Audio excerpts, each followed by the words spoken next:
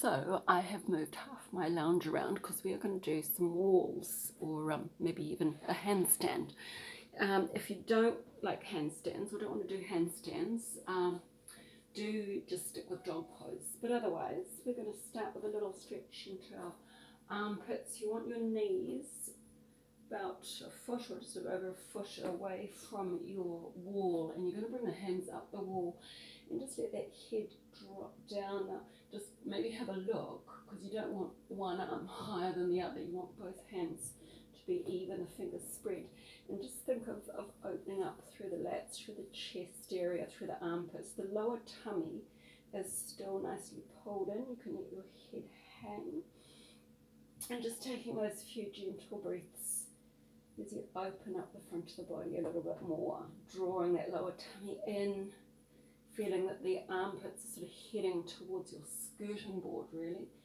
So I'm going to stay just a few more breaths, keeping the front of the body open, keeping the tummy button pulled up and in, keeping the neck soft and long, so it's just the head, the weight of the head, let it hang.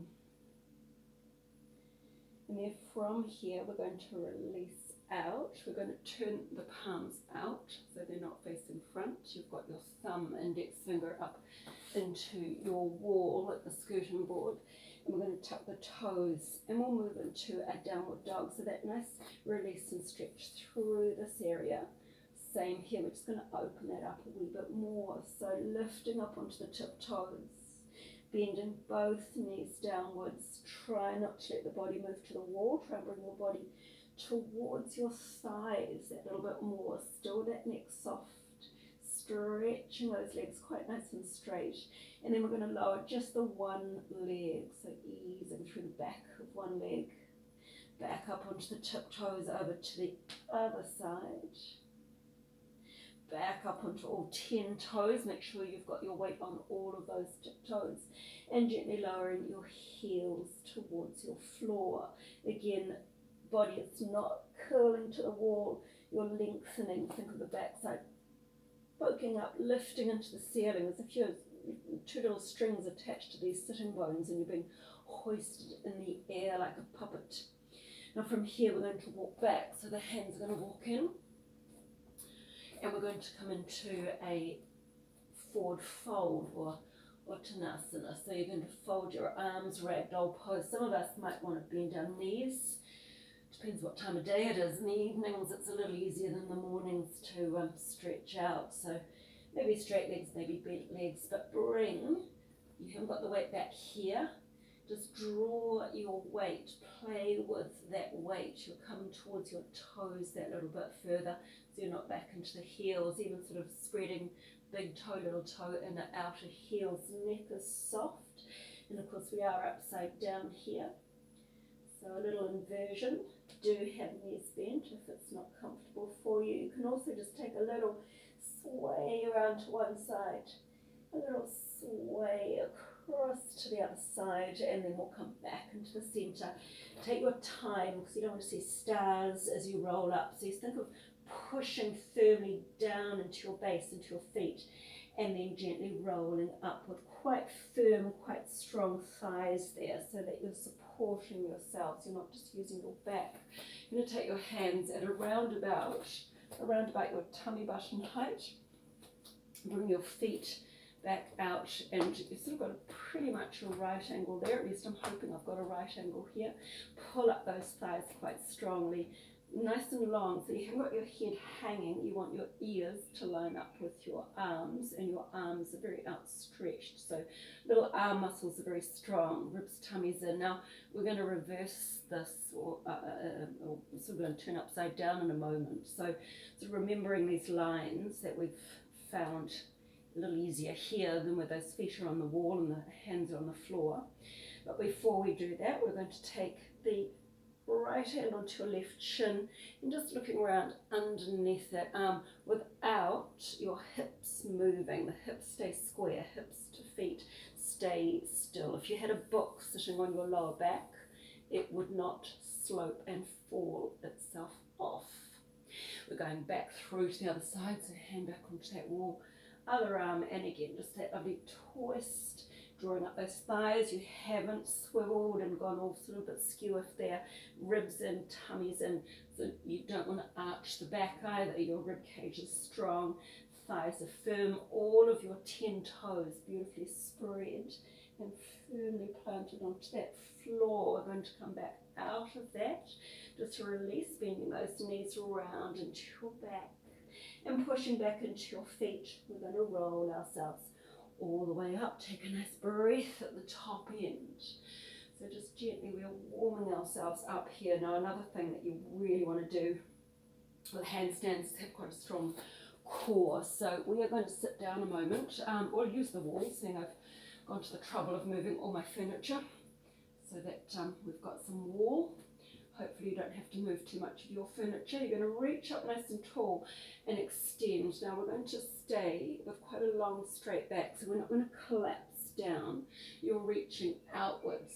So it's a little bit like a wee downward dog shape. So it's a sort of a V shape. Rib cages in, arms, ears in a straight line with each other, and you're reaching fingertips out towards the wall there. As you inhale, we shall lift. And then as you exhale, you make a C shape with your back. So you're curling, your little tummy pulls in, your chin is tucked in, and you're just really holding strongly into your core, into your little center. Another couple of breaths there. Make sure you're not hunching the shoulders. The shoulders are quite soft. And then as you come back up, we're coming all the way. Now from here, we're going to come in and place our feet up onto the wall. So holding onto the back of the legs, lift up. So you've got a lovely long flat back, ribs, tummies in. Now as you release, we're going to lean back. So you're staying with a diagonal. Your ears, shoulders, your hips are pretty much in a straight line. You can keep a hold of those legs if you want to. If it's really hard, leave the toes on the floor. Otherwise, the arms release. You can walk those feet up the wall if you'd like to, and finding that strength. So stay with bent legs if you'd rather. We're going to take a twist. So you're going to take your right hand onto that left shin.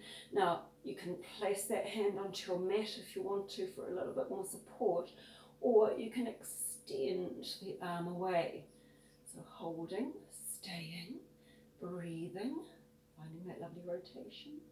We're coming back through to the center, and we're moving around to the opposite side. So again, just finding that nice rotation, shoulders, the ribs, the tummies, the breath out's going to take you further.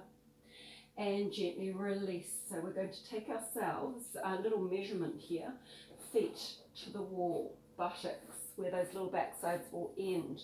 We are going to turn ourselves around. So our hands sit pretty much where those little buttocks finished. So we're going to take those hands nicely spread with those fingertips. Come up. Now the downward dog is going to feel a little shorter than a normal dog pose. We've got a narrower distance there. If you want to, this is where you're going to stay. Keep the neck soft, broad across the shoulders. If you feel comfortable with this, you're going to walk your feet up the wall. Now we're not walking way up the wall, we're trying to find a right angle, that same right angle that we had when we were hands on the wall and feet on the floor. So we've sort of just reversed it. Soft neck. Now you're really wanting to push into those fingertips, whether you're in dog pose or this half handstand. Push into the fingertips, pull up those thighs, soft and long through your neck, of course. One more breath. Keep those thighs very strong and release. You can release to child pose. Some of you might prefer to release and hang into your forward fold, either bent or possibly straight legs. Again, we're not sitting back this way, we're bringing our weight towards those toes, towards the dip toes almost, draw up that tummy. So bending those legs, bring those hands back to where they were a moment ago. Walking back to your dog pose. Some of you walking up the wall. If you're feeling quite confident with this, you can bring one leg into the ceiling, drawing up those thighs again, firming the buttocks, keeping the tummy strong, keeping those arms strong. So it's definitely not a relaxed place to be. All of your muscles are working strongly, and that's going to make you feel a little bit lighter, If you're doing a one-legged version, you can swap. If you're doing the downward dog version, if you want to, just watch out for my painting, you can take one leg up the wall and swap, and then take the other leg up that wall. And gently release, hang forward. Find that nice forward fold, soft and relaxed through the neck and shoulders. Now, this last one you can stay with one of those versions. Some of you will be quite happy to turn around. Now, if you are doing a full handstand, you want your hands, they're about one length of your, or one hand span back from that wall. So you're going to lift yourselves, maybe to dog pose. You can take your right leg or left leg, whichever, if you're right-handed or left-handed, and then lift it up. Now you're going to bend the standing leg just a little, draw up the ribs, draw up the tummies, push down into those hands firmly, the arms strongly, and then you're going to kick your way all the way up. Whoops, onto the painting. Ribs and tummies in, draw up, so you're not arching. I don't really like looking down. Some people like to look down. I like to look forward, so my neck is soft and long.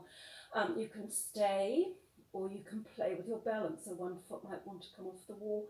Maybe 2 feet will come off that wall. So really just up to playing around with that full handstand. I'm just going to move over slightly. If you want to, just experiment. You take one leg up and you don't have to go far. You can just do little kicks, little kicks, little kicks, and slowly you'll get to a big kick so that you'll get to the wall. Another option is to place a bolster or a pillow up to that wall just to give you that support. But definitely practicing your half handstands, and in the beginning, downward dog's really important to get that strength, the stretch, the flexibility. When you're in a full handstand, it is really like being flat against a wall, and the palms facing the ceiling, ribs, tummies in. So you're not arching the back, so your ribs are in, your thighs are firm, little tummies in. So releasing, and you can continue with as many upside down handstands, half handstands, downward dog poses, or just rest in child pose. Namaste.